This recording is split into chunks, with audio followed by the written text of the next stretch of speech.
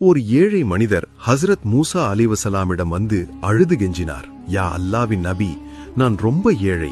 அல்லாவிடம் சொல்லுங்க, என் முழு வாழ்க்கை ரிஸ்கை ஒரே நாளில் கொடுத்துடுங்க. குறைந்தபட்சம் ஒரு நாளாவது நான் திருப்தியாக சாப்பிடணும்னு. சரின்னு சொல்லி மூசா அலைவசலாம் மலையில் போய் அல்லாவிடம் கேட்டார்கள்.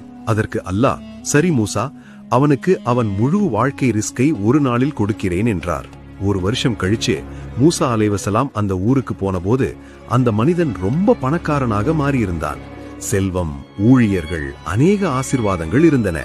மூசா அலைவசலாம் அல்லாமிடம் கேட்டனர், அல்லாஹ், நீ சொன்னது போல் ஒரு நாளில் ரிஸ்க் கொடுத்துட்டீங்க, ஆனா வருஷமாச்சு, குறையவே இல்லையே.